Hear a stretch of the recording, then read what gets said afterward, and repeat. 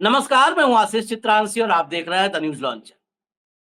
Hot topic with Hemant Atri. Control room Hemant Atri ji को जोड़िए फटाफट। स्वागत है हेमंत भैया। Thank you. आपने हिंदी फिल्में पुरानी वाली, अब तो तमाम नई फिल्में बनने लगी, पुरानी वाली फिल्में देखी होंगी बहुत सारी। अंत में जब विलेन किसी रास्ते से निकल नहीं पाता है बचकर, बुरी तरह फंस जाता है। चारों तरफ, एक तरफ आर्मी आ रही है, एक तरफ पुलिस आ रही है, एक तरफ हुटर बज रहा है, एक तरफ हीरो आ रहा है, एक तरफ हीरो का दोस्त आ रहा है। तो आखिरी सीन जब फ़िल्म खत्म होने वाली होती थी, तो आखिर के 5 मिनट याद कीजिए। हीरो की माँ को विलेन बाँध करके एक गैस चैम्बर में डाल देता था और कहता था कि अब गैस खोलूँगा, तड़प-तड़प कर तुम्हारी माँ मरेगी। और फिर क्या होता था? सेना वाले पीछे जा रहे हैं, पुलिस वाले पीछे जा रहे हैं, हीरो भी सरेंडर करता नज़र आ रहा है। उधर गैस बढ़ रही है, नाक तक आ रही है, आँख तक आ रही है, माँ तड़प रही है। सीन याद कीजिए, मैं एकदम उसको जीने की कोशिश कर रहा हूँ। लेकिन तब भी अंत में क्या होता था? विलेन का अंत होता था। अंत में विलेन का ही अंत होता था। वो चैम्बर टूटता था, गैस चैम्बर, हीरो दाएँ-बाएँ से तरकीब निकाल लेता था। वो सीन जो है, वो मुझे आज सुबह जब से उठा हूँ, तब से तमाम अखबार के हेडलाइन्स, मीडिया हाउसेज के खबरें, पोर्टल्स, वो सीन बिल्कुल ज़ेहन के सामने, आँखों के सामने तैरने लगा। अब माँ को जेल के सामने खड़ा करके राहुल गांधी को रोकेंगे, डराएंगे। कई जगह खबरों में बिल्कुल अभी भी चल रहा है कि जो ईडी ने चार्जशीट दाखिल की है, आरोपी नंबर 1 सोनिया गांधी को की। आरोपी नंबर 1 सोनिया गांधी। और राहुल गांधी वो बेफिक्र घूम रहा आदमी गुजरात में बैठ के कर रहा है कि भाई जो परफॉर्म करेगा उसको मंत्री बनाएंगे और नहीं तो संतरी भी नहीं बनाएंगे, घर बिठा देंगे। कोई फर्क ही नहीं। अब जरा इस चर्चा में आज दर्शकों से निवेदन है कि एक-एक तथ्य को देखिएगा। मैं पुरानी घटनाओं को इसलिए याद करवाता हूँ कि उससे तुलना कीजिएगा। अनिल देशमुख, आपको याद होगा केस? महाराष्ट्र के गृह मंत्री के रूप में 100 करोड़ वाला केस। जो वहाँ पर महाविकास अघाड़ी की सरकार थी, उस पर सबसे बड़ा डेंट लगा था। 100 करोड़ वाली सरकार, वसूली 100 करोड़ की, गृह मंत्री करता है, मुंबई से। 100 करोड़ रुपए कोर्ट आते-आते 9 करोड़ रुपए आ गया था और चार्जशीट दाखिल होते-होते 1.5 करोड़ रुपए आ गया था। अब ये भारत है जहां पर ऐसी एजेंसियां सरवाइव करती हैं, नहीं तो इनको मुर्गा बना करके 12 ईंटा इनके पीठ पे रख दिया जाए और कहा जाए कि चलो ईडी दफ्तर से विजय पथ तक, विजय चौक तक पैदल चल के मुर्गा बन के चलो। ये सब राइट टाइम हो जाएंगे। अब आपको हम दिखाते हैं तो अखबारों कटिंग, फिर चलेंगे हम अभी हेमंत भाई के पास और दिल्ली भी थोड़ा चलेंगे सड़कों पर। सोनिया राहुल पर 988 करोड़ की मनी लॉन्ड्रिंग का आरोप, चार्जशीट पेश। ठीक है, अब हटा दीजिए 988 करोड़ रुपए का। अब ये टाइम्स ऑफ इंडिया देखिए, इसमें देखिए आप नीचे आइए, एकदम नीचे देखिए आप, enforcement directorate on April 9 filed a prosecution complaint in the case involving alleged proceeds of crime worth rupees 5,000 crore. देखिए कंप्लेंट के आगे ब्रैकेट में चार्जशीट 5,000 करोड़ रुपए। पहले तो ये तय कर लो ना, बारात लेके तैयार कर हो एकदम, और दूल्हा पता ही नहीं है कौन है। बारात तैयार है, घोड़ी बैठा है, दूल्हा जो है दुल्हन के यहाँ सब कुछ रेडी है और दूल्हा तुम्हारा पता ही नहीं। 5,000 करोड़ है, 9800 करोड़ है, कितना है, 8900 करोड़ है, 800 करोड़ है, 900 करोड़ है, बहुत सारे फिगर्स तैर रहे हैं। यहाँ तक कि अभी हेमंत भाई बता रहे थे कि इनकम टैक्स में 300-350 करोड़ रुपए का मामला है। अब सब वो बताएंगे आंकड़े। लेकिन ये इतना इतना क्यों रायता फैला है? आज हम उस सवाल पड़ताल करेंगे कि रायता क्यों फैला है। कहीं ऐसा तो नहीं कि संघ की तरफ से, हमने इस पर एपिसोड किया है भाऊ के साथ, संघ की तरफ से अब बिल्कुल ही मोदी को न बर्दाश्त करने की शपथ ले ली गई। तो क्या वो विदाई प्लान कई बार होता है गाँव में? फिर मैं पुरानी बात याद दिला दूं, जो लोग गाँव में रहे हैं, कस्बे में रहे हैं, छोटे में क्रिकेट वगैरह खेले होंगे। तो बहुत सारे ऐसे बच्चे होते थे कि जब उनकी वो आउट हो जाते थे तो खेल ही खराब कर देते थे, स्टंप पे लात मार के स्टंप तोड़ देते थे। जिनका मान लिया बैट होता था और वो आउट हो गए तो बैट लेके घर भाग जाते थे। अब क्या खेलोगे, क्या खेलोगे? हम लोग के यहाँ देसी में, हम लोग अवधी है, अयोध्या के पास के रहने वाले हैं, तो हम लोग के यहाँ बहुत सारे बच्चे होते थे तो कहते थे हमहू खेलब ना खेल बिगाड़ब। मतलब या तो हमको खिलाओ नहीं तो हम खेल बिगाड़ देंगे, जब तक खेलेंगे तभी तक खेल होगा। तो क्या ऐसा तो नहीं है कि मोदी जी की विदाई फाइनल हो गई तो ये जाते जाते पूरा खेल मैसअप कर देना, पूरा खेल बिगाड़ करके रायता फैला के जाएंगे कि कौन योगी कौन शाह, अपना अपना दशा तुम लोग देखना, हम तो जाते जाते हीण के जा रहे हैं, पूरा सत्यानाश करके जाए। कहीं ऐसी कोशिश तो नहीं है? क्योंकि ये सोनिया गांधी 78 साल की महिला, जिसने अपने पति को, सास को, सबको बलिदान देते हुए, कुर्बानी देते हुए, कुर्बान करते हुए इस पर देखा है, और यहीं पे बैठ के, इसी देश में बैठ के, इसी मिट्टी में बैठ करके उस गम को झेला है, ये देश तो नहीं बर्दाश्त करेगा। तो ये क्या करने की कोशिश है, इसी पे चर्चा कर रहे हैं। लेकिन थोड़ा टाइम आज ज्यादा हो गया, 6 मिनट मैंने ले लिया, 5 मिनट, और अब थोड़ा और मिनट मैं लूंगा क्षमा के साथ। जरा मैं दिखा देता हूं सड़कों पर, आज देश की सड़कों पर चार्जशीट के बाद कांग्रेसी उतरे हैं। हालांकि कांग्रेसी जल्दी उतरते नहीं है क्योंकि पांव की मेहंदी छूट जाती है, लेकिन आज उतरे हैं। तो जरा सुनाइए, पहले इमरान प्रतापगढ़ी शुरू करिए, खटाखट सुनाइए। अदालत में लड़ाई जिस एजेंसी के जरिए पहुंचाई गई है, उसकी जो पूरी मंशा है वो सिर्फ और सिर्फ विपक्ष को प्रताड़ित करने की है। इधर गुजरात में अधिवेशन होता है, राहुल गांधी जी मोडासा पहुंचते हैं और इधर चार्जशीट दाखिल की जाती है। आप क्रोनोलॉजी समझिए ना। भारतीय जनता पार्टी आने वाले बिहार के चुनाव से, गुजरात में कांग्रेस पार्टी की सक्रियता से, आने वाले असम के चुनाव की संभावित हार को देख करके और विपक्ष की सक्रियता को देख करके, 400 पार के नारे के बाद भी 240 पे अटक जाने के बाद भारतीय जनता पार्टी चाहती है कि विपक्ष को पूरी तरह से कुचल दिया जाए, उनके संसाधन तोड़ दिए जाएं, उनके नेताओं का मनोबल तोड़ दिया जाए। लेकिन भाजपा ये भूल जाती है कि ये गांधी परिवार है जिसने इस देश के लिए न जाने कितनी कुर्बानियां दी हैं। आप गांधी परिवार पे आरोप लगाते हैं, वो एक गांधी परिवार वो परिवार है जिसने अपनी निजी संपत्तियां इस देश के लिए दान कर दी हैं। आप उस पर इस तरह के आरोप लगाते हैं, ये बहुत शर्मनाक है और इसके खिलाफ पूरे देश में आज कांग्रेस पार्टी प्रदर्शन कर रही है। राहुल गांधी तथ्यों पे लिखा है डरो मत और सत्यमेव जयते। सत्यमेव जयते जब आपने लिखा है मतलब अदालत पर भरोसा है आपको, और डरो मत का नारा है। हमें अदालत पे भरोसा है लेकिन मीडिया पे बिल्कुल भरोसा नहीं। आप जो भाषा बोल रहे हैं, ये भाषा जो है, आप हमें लोकतंत्र में प्रोटेस्ट नहीं करने देना चाहते। आप हमारे प्रोटेस्ट पे सिर्फ सवाल करेंगे। आप भारतीय जनता पार्टी से सवाल करिए ना कि उनकी मंशा क्या है। गुजरात में अधिवेशन होता है, तुरंत चार्जशीट दाखिल हो जाती है, जिसका कहीं दूर दूर तक कोई नाम नहीं था। आप 55-55 घंटे बुला करके पूछताछ करते हैं। तो दरअसल भारतीय जनता पार्टी की मंशा पे सवाल खड़े करके विपक्ष को आप प्रोटेस्ट भी नहीं करने देना चाहते क्या? हम सत्यमेव जयते का नारा लेकर के प्रोटेस्ट कर रहे हैं ना। हम कौन सा किसी को व्यक्तिगत आक्षेप करता हुआ प्रोटेस्ट कर रहे हैं?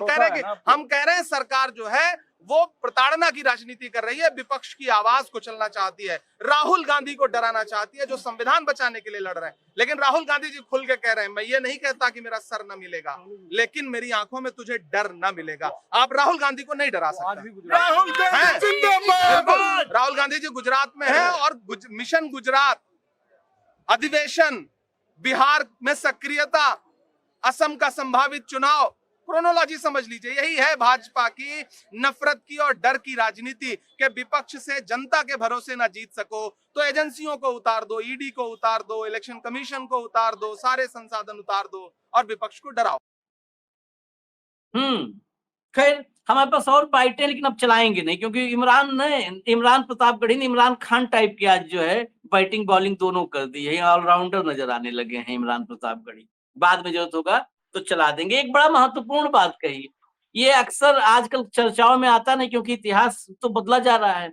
वो परिवार जिसने पता नहीं कितनी संपत्तियां, पता नहीं कितनी संपत्ति, इस देश के लिए अपनी निजी संपत्ति, इस देश में मोतीलाल नेहरू से बड़ा जवाहरलाल तक ही लोग जानते होंगे, उनके पिताजी का नाम मोतीलाल, उतना बड़ा वकील कोई नहीं था, कोई नहीं था। 1910-15 के आसपास इस देश में कोई नहीं था, मतलब 1900 कोई नहीं था पूरे देश में। इतनी संपत्तियां थी उनके पास, सब तो देश के नाम कर दी। ये आनंद भवन वगैरह कौन, ये मोदी जी और हेडगेवार थोड़ो बनवाए थे, ये सब मोतीलाल ने बनवाया। चलिए अब आते हैं हेमंत भाई। हेमंत भाई, ये रायता फैलाने के पीछे की क्या क्रोनोलॉजी है? आशीष भाई नमस्कार, आपको सारे दर्शक साथियों को। देखिए, एक चीज तो बड़ी आपने देखी होगी, 2002 से आज 2025 में आप पहले 11 साल तक मोदी जी वहां मुख्यमंत्री थे, उसके बाद अब 11वां साल प्रधानमंत्री के तौर पर। उनका कोई भी एक्शन, कोई भी चीज बिना टाइमिंग के नहीं होती और उसकी एक बैकग्राउंड जरूर होती है। जब भी कभी वो ऑपोजिशन पर, जब भी कभी अपने मुख्य विपक्षी उस पर, जब भी कभी अपने अंदरूनी विरोधी पर भी कभी वो बहुत ज्यादा हमलावर होते हैं आउट ऑफ वे जाकर के, तो मान लीजिए कि वो किसी न किसी भारी दबाव में है। वो दबाव दो तीन तरह का हो सकता है बतौर प्रधानमंत्री। सबसे पहले आपको ध्यान होगा वो आरएसएस मुख्यालय गए थे, और आरएसएस मुख्यालय जब गए थे तो हम आप तमाम लोगों सारे देश में एक बात थी कि शायद उनकी रिटायरमेंट प्लान का और इसका उसकी सब बातचीत हो रही है। हालांकि वो बातचीत वहां हुई नहीं, वो जाके अपने आ गए। तो सबने सोचा, सब सोचते रहे भाई हुआ क्या। हुआ ये कि उससे पहले आपको ध्यान होगा तो ये था कि जो वक्फ विधेयक है, वक्फ संशोधन विधेयक, वो बिहार चुनाव के बाद लाया जाएगा। लगातार ये था, सरकार के मंत्री भी कह रहे थे। जैसे ही मोदी जी वापस आए, सबसे पहला काम उन्होंने क्या किया, रात को 12 बजे राज्यसभा, लोकसभा में 2 बजे राज्यसभा के अंदर वक्फ विधेयक पास कराया गया आनंद फानंद के अंदर। उसके बाद प्रधानमंत्री जी की जो भाषा शैली और वो सारी चीजें देखी। वो 3 दिन पहले अपनी कंस्टिट्यूएंसी में गए थे, निर्वाचन क्षेत्र में वाराणसी। तो वहां पर मुख्यमंत्री भी थे, तमाम अधिकारी होते ही। एयरपोर्ट के ऊपर उन्होंने कोई भी चीज, अगर लैंड ऑर्डर का इशू है उनकी कंस्टिट्यूएंसी, तो वो किससे बात करेंगे? मुख्यमंत्री से पूछेंगे, डीजीपी से पूछेंगे, चीफ सेक्रेटरी से पूछेंगे, मुख्यमंत्री की मौजूदगी में पूछेंगे। उन्होंने क्या किया, ऐसा तो हो नहीं सकता कि मोदी जाए और योगी वहां नहीं थे। उसके बावजूद उन्होंने निचले स्तर के अधिकारियों को, कमिश्नर लेवल के, आईजी लेवल के, उन अधिकारियों से उस एक हादसे की जो वहां पर एक बेटी के साथ हुआ था उसके बारे में उनसे फीडबैक लिया और कहा कि सबके खिलाफ कड़ी से कड़ी कार्रवाई करो, कथित तौर पर जो ये खबरें प्लांट होके। उसके बाद वो हरियाणा आए। हरियाणा में उनकी भाषा देखिए कि वक्फ में ये हो जाता तो मुसलमान पंचर नहीं लगाते, ये नहीं करते, वो नहीं करते, वो जो भाषा है। तो एक खास तरह के मोड में चल रहे हैं वो। बांग्लादेश, अपने बंगाल के अंदर जब ये होता है, जो 2-3 दिन पहले जो हिंसा हुई और सारी हुई, पूरी बीजेपी की आईटी सेल एक काम में लगी हुई है कि वहां बांग्लादेशी जो आए हुए हैं उन्होंने वो हमला करवाया, वो सारी चीजें करवाई। तो सवाल तो है कि बॉर्डर तो अमित शाह जी के पास है, यशस्वी प्रधानमंत्री सरदार पटेल के पास है, वहां से कैसे आ रहे हैं बांग्लादेशी? अभी बॉर्डर तो उनके पास है सारा सब कुछ, कैसे आ गए वो?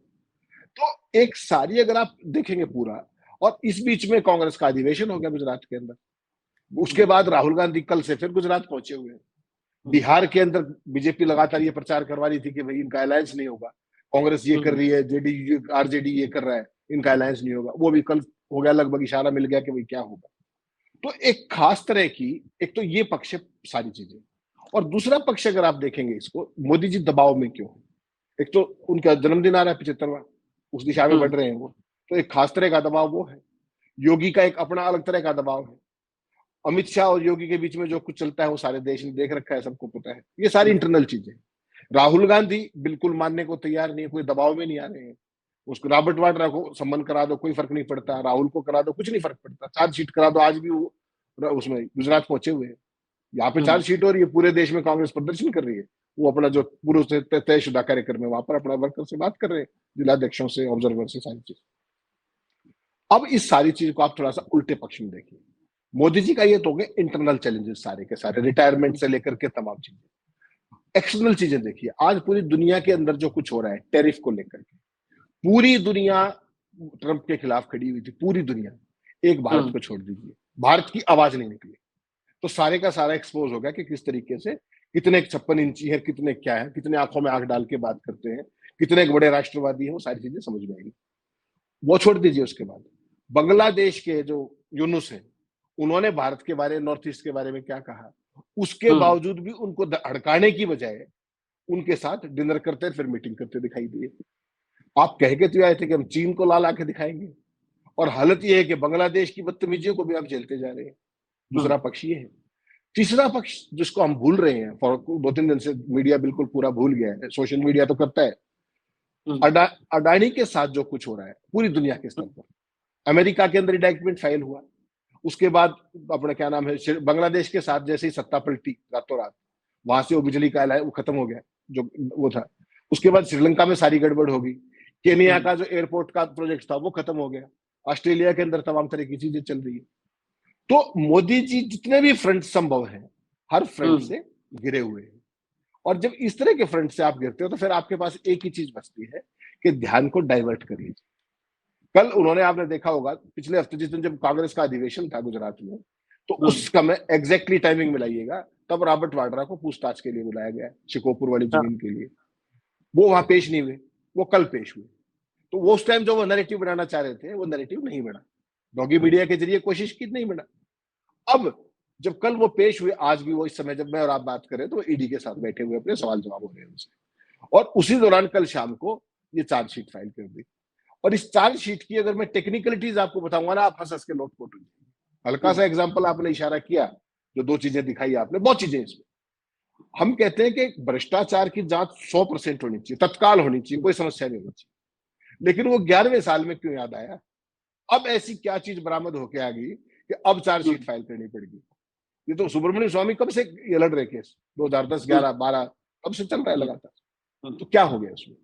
ये चीज कंप्लीट सेट ऑफ कुतर्क, जितने कुतर्क संभव, जैसा आपने देखा था ना, मैंने आपने चर्चा की थी 2G स्कैम 1,76,000 करोड़ का प्रिजम्पटिव लॉस, ये उस टाइप का खेल है। अगर आप कहो तो मैं इसको पूरे को आपके सामने दर्शक साथियों को उन्हीं की भाषा में, लेमन की भाषा में, देखिए एक कंपनी थी आशीष भाई, AJL, एसोसिएट जनरल लिमिटेड। वो आजादी से पहले 1930 के दशक से ही 3 अखबार चलाती थी, नेशनल हेराल्ड अंग्रेजी का, कौमी आवाज उर्दू का और नवजीवन हिंदी का। वो उस पर लगातार कर्ज बढ़ता जा रहा था, रिसोर्सेज थे नहीं, एडवर्टीजमेंट थी नहीं उस तरीके की, तो लगातार उस कंपनी पर, AJL पे कर्ज बढ़ता जा रहा था।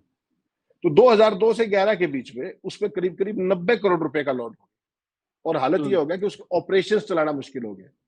जो उसके अंदर तमाम खर्चे थे, दफ्तर की बिजली है, दफ्तर का पानी है, कर्मचारियों का सैलरी है, रिटायरमेंट है, ग्रेचुटी है, पेंशन है, जो भी चीजें जो होती है, डे टू डे टेलीफोन के बिल्स है, दुनिया भर की चीजें, तो वो सारे कर पाना, कर्मचारियों का वेतन, वो सारा मुश्किल हो गया। तो उसका क्या किया गया कि जब ये सब कुछ हो रहा था, तो कांग्रेस पार्टी ने उनको वाइट का पैसा सारे का सारा कर्ज दिया, जो कि 1 नंबर का खाता है, सारा चेक के जरिए, बैंक ट्रांसफर के जरिए सारे का सारा उनको कर्ज दिया गया 90 करोड़ रुपए का, ताकि वो अपना प्रॉफिट चला सके। और उनका जितना भी कर्ज था, डेट जिसको बोलते हैं, उसको इक्विटी में बदलकर एक नॉन प्रॉफिट कंपनी बनाई, यंग इंडियन करके। यानी कि आशीष चित्रांशी भाई जहां बैठे हैं वो जगह नुकसान में थी, हम दोनों वो हैं एक दूसरे के, मैंने वो सारा पैसा आपको वाइट में दे दिया, आपकी जो कर्ज था उसको इक्विटी में बदल दिया। ये कोई ऐसा महान काम नहीं जो देश में पहली बार हुआ है। आप अगर ध्यान करें, जो सरकार जो है खुद NCLT में तमाम कंपनियों के कर्ज को इक्विटी में बदलती है, नहीं बदलती? अभी आपने वोडाफोन का हाल ही में देखा होगा कि 8 रुपए का शेयर, 7 रुपए का शेयर, 12 रुपए का सरकार खरीद रही थी। क्यों खरीद रही थी? वो तो प्राइवेट कंपनी है। ये दोनों तो बेसिकली नेहरू जी के द्वारा स्थापित चीजें हैं। उसके बावजूद छोड़ दीजिए सारी बात को, इसके अंदर सरकार जब ये यंग इंडिया जो है, जो यंग इंडियन कंपनी बनाई, ये सेक्शन 25 की नॉन प्रॉफिट कंपनी है, यानी कि जिसमें एक सिंगल पैसे, एक पाई का भी मुनाफा, कोई डिविडेंड, कोई सैलरी किसी भी शेयर होल्डर को नहीं मिल सकती। पाई की बात कर रहा हूं, पैसे की, एक पाई नहीं मिल सकती। फिर प्रचार क्या है कि यंग इंडियन को यंग इंडियन ने AJL को टेक ओवर कर लिया, और उसके 5,000 करोड़ के 988 करोड़ के जो आपने अभी दिखाया, वो सारे असेट अपने पास कर लिए। हकीकत क्या है? एक नए पैसे की प्रॉपर्टी कोई आज तक टेक ओवर नहीं हुई, कोई किराया टेक ओवर नहीं हुआ, जो जैसे चल रहा था वैसे का वैसे चल रहा है। अब आप वो खबर दोबारा दिखाइए दर्शकों को, जिसमें अंग्रेजी का अखबार देश का नंबर 1 वो कहता है कि 5,000 करोड़ रुपए का एलिज्ड प्रोसीड्स ऑफ क्राइम है। कौन सा क्राइम है आशीष भाई?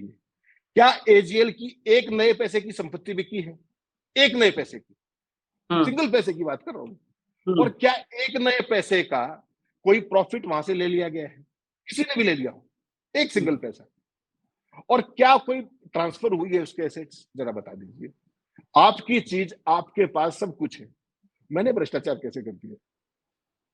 केवल इसलिए कि AJL का जो था उसकी कंपनी बना करके, जो यंग इंडियन, कोई भी चीज ट्रांसफर तो हुई नहीं ना संपत्ति ट्रांसफर हुई, किराया भी नहीं, खातों में आ रहा है, सब कुछ वही हो रहा है।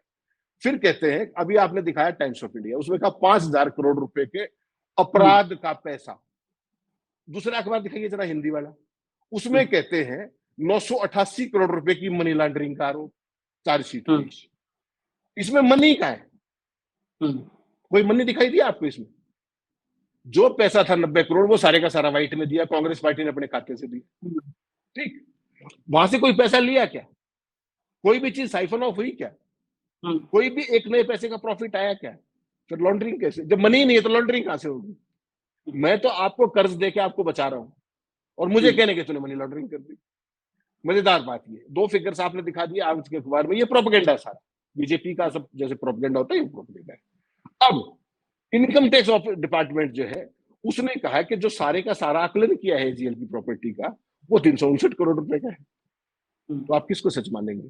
5,000 करोड़, 988 करोड़, 359 करोड़। वो जैसे आपने कहा ना कि 100 करोड़ रुपए की मंथली, और फिर बाद में पहुंचते पहुंचते 9 करोड़ होगी, बाद में उसमें कुछ होना ही नहीं।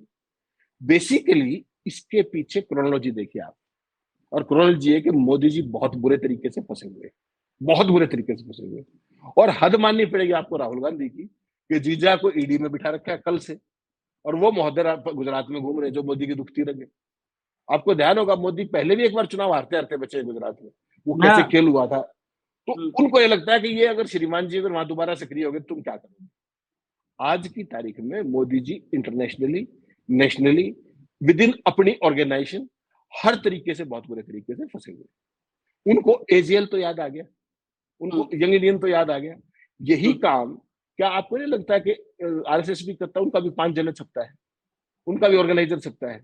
कभी उनकी भी जांच करा लो कि उन्होंने आज तक पैन कार्ड भी बनवाया है क्या? पूरे आरएसएस का आज तक कोई रजिस्ट्रेशन सर्टिफिकेट सामने आया है?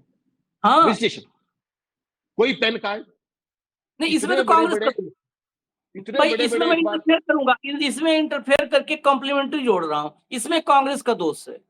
नहीं तो इनकी दुकान कब का शटर डाउन करके इनको जो है इन्हीं की लाठी उठा करके शटर डाउन करवा देना चाहिए था। है? ये बिना बिना इस देश में आप हम चला लें, बिना आप 12-15 आदमी को रोज किसी चौराहे पे इकट्ठा करना शुरू करो हेमंत भाई, कि 15 आदमी रोज चौराहे पे इकट्ठा करो, हफ्ते भर इकट्ठा करोगे, 8वें दिन आपका कनेक्शन बांग्लादेश, सीरिया, कहां कहां जोड़ देंगे, गाजा, फिलिस्तीन, सब जगह जोड़ देंगे सब। ये 100 साल से बिना रजिस्ट्रेशन के गली गली में इकट्ठा कर रहे हैं। कैसे इकट्ठा कर रहे हैं? बड़ा कठोर शब्द है ये, कैसे कर रहे हैं सब? वहां तक छोड़ दीजिए, वहां तक छोड़िए उसको। मैं केवल ये कह रहा हूं कि जिस स्केल पे ये लोग काम करते हैं, जिस स्केल पे इनकी बिल्डिंग्स है, दिल्ली में झंडेवाला देख लीजिए, पूरे देश में देख लीजिए, पानीपत के पट्टी कलियार सैकड़ों एकड़ जमीन कहां से आई भाई? मुझे आपको अगर 2 लाख रुपए जमा कराने पड़ जाए बैंक में तो पहले पैन कार्ड मांगा जाता है। इनके खाते ऑपरेट कैसे हो रहे हैं मेरे को ये समझ में नहीं आता। छोड़ दीजिए इस बात को भी।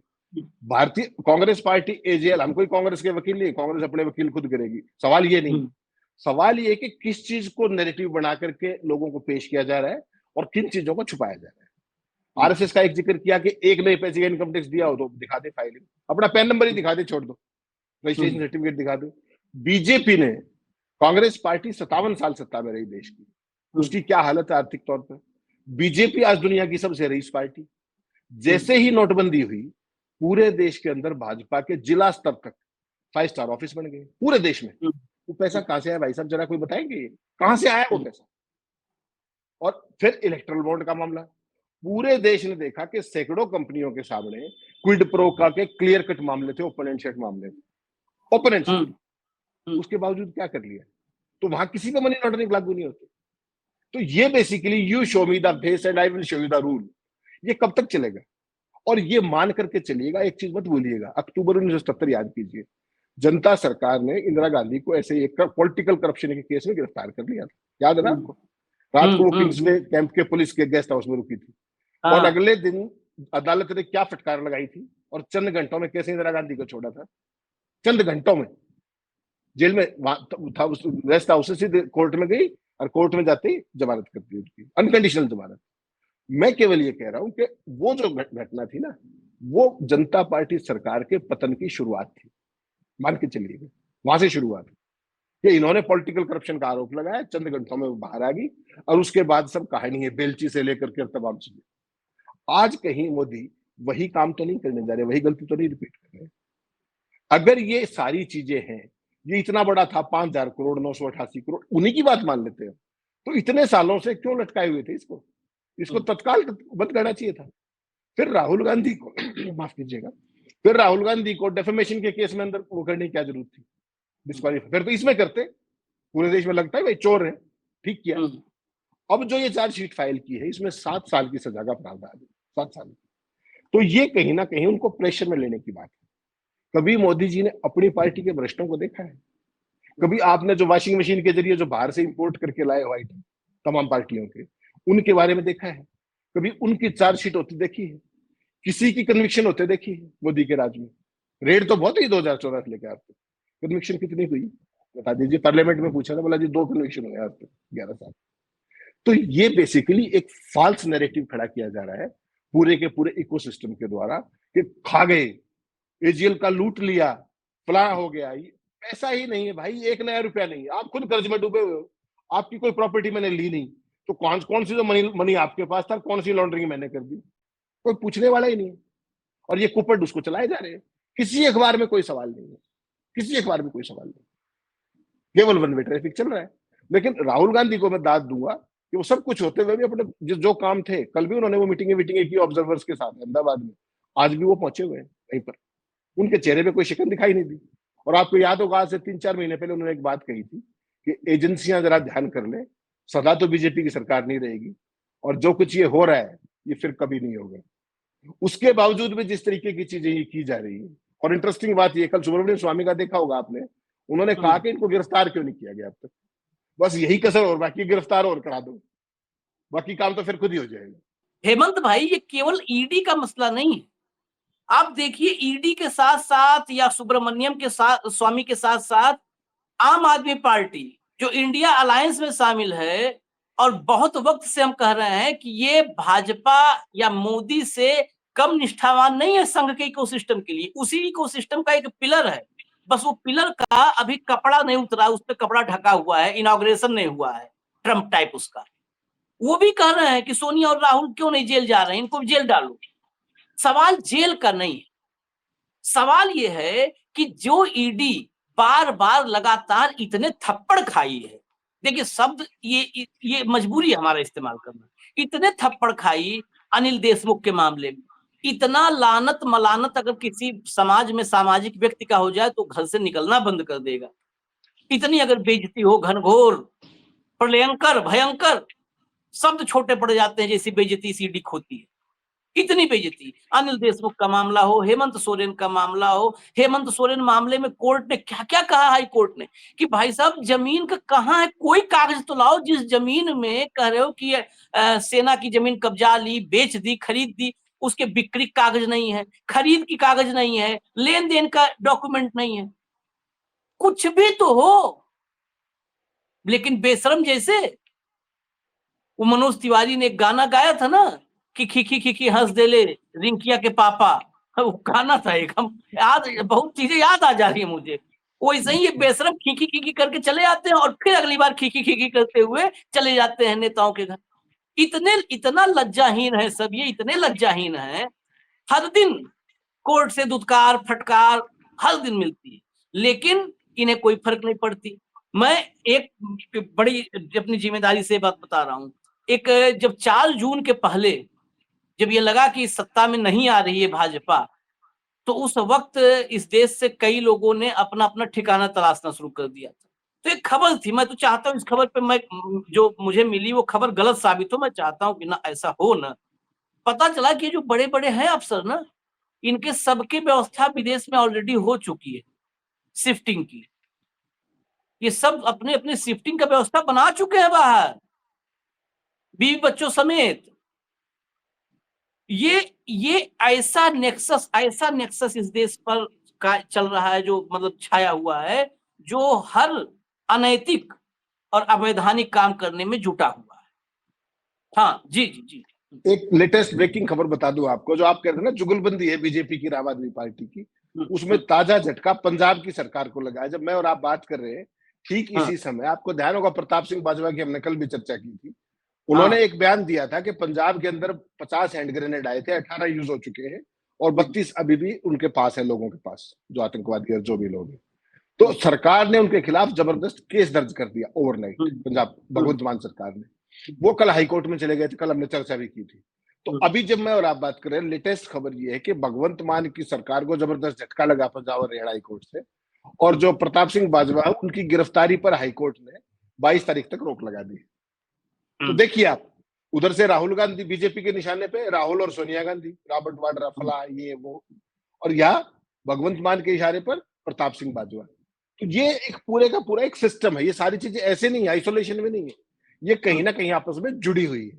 और ये चीज जो आपने कही है उसको पुख्ता करती है कि वो एक गुरु और एक चेला, उस तरह की जो फिलॉसफी है वो इससे स्टेब्लिश होती है। बाजवा को जमानत मिल गई है, अग्रिम जमानत 22 तारीख।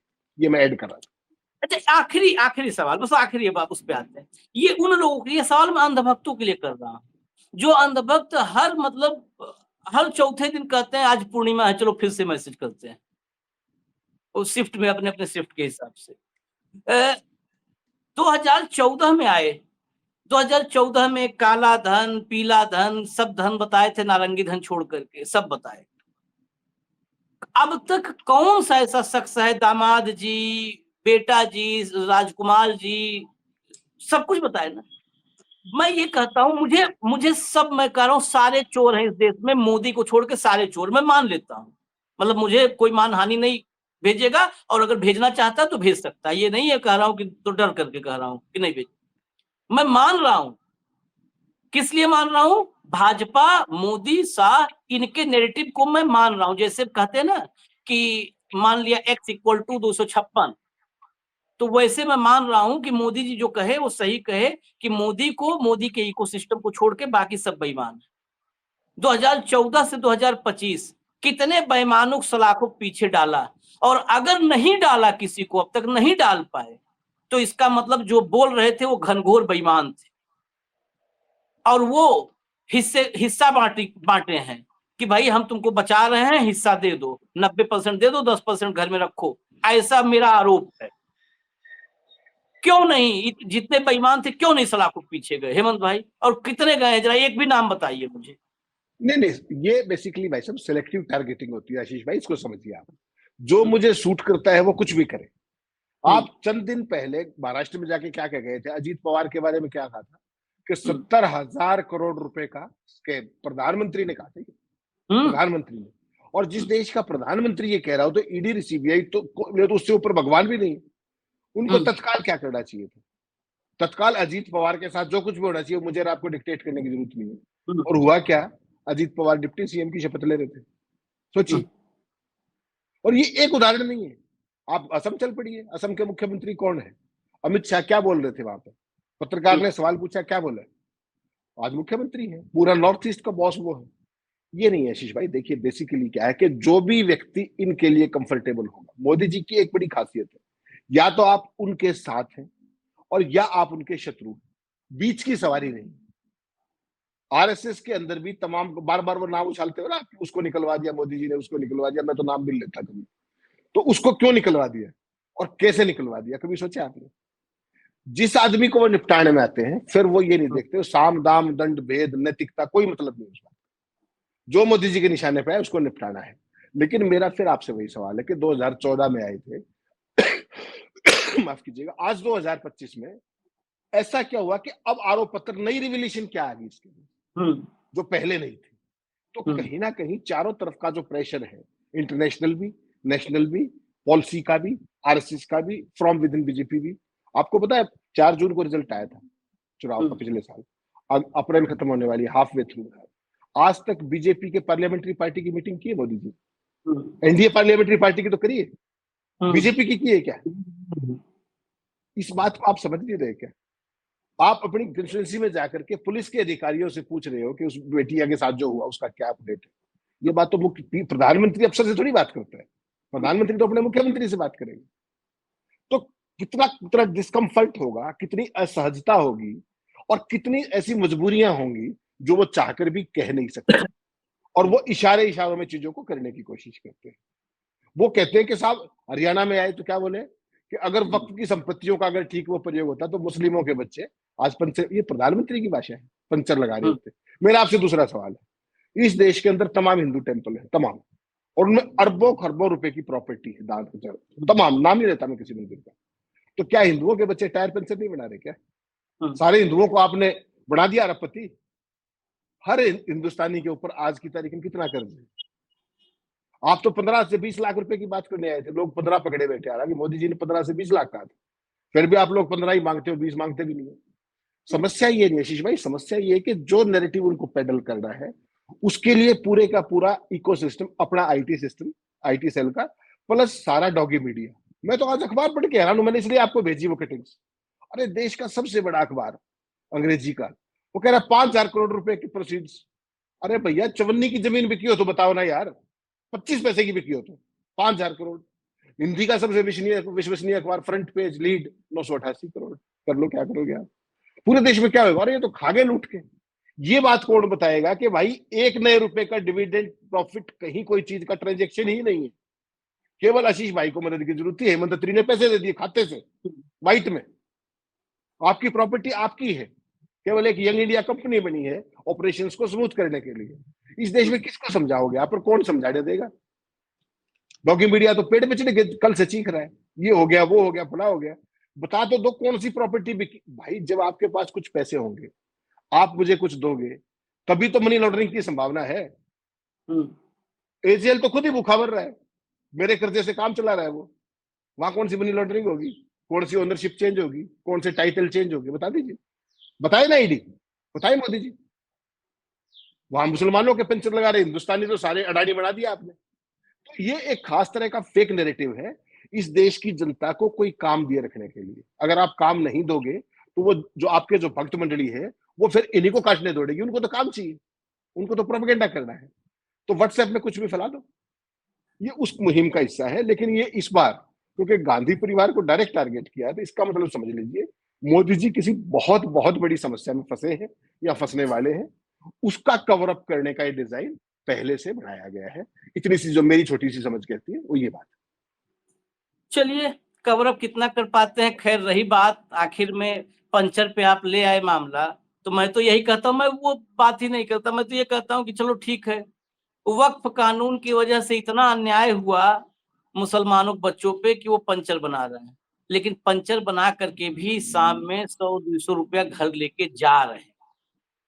ये जो तलवार लहरा रहे हैं, ये घर से 200 रुपया बाबूजी के पैंट से निकाल के ला रहे हैं, और गुटखा और पान चबा करके, तलवार और लाठी लहरा करके, कुर्ता कलफ टाइट करके शाम में फिर घर जा रहे हैं, और फिर बाबूजी के पैसे रोटी तरकारी खा के और फिर रजाई ओढ़ के सो जा रहे हैं। ये निकम्मे बना रहे हैं, और कौन? वही साहब बना रहे हैं जो पंचर पर ज्ञान बांट।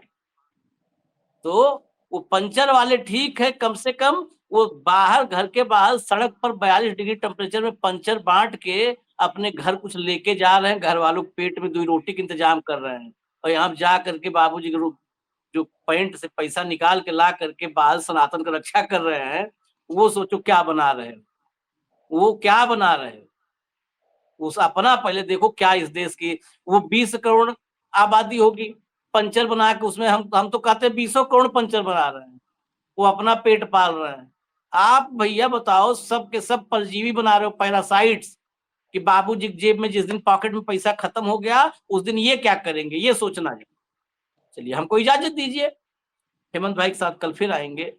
Topic hot topic with Hemant Atri कार्यक्रम में ही हो। नमस्कार।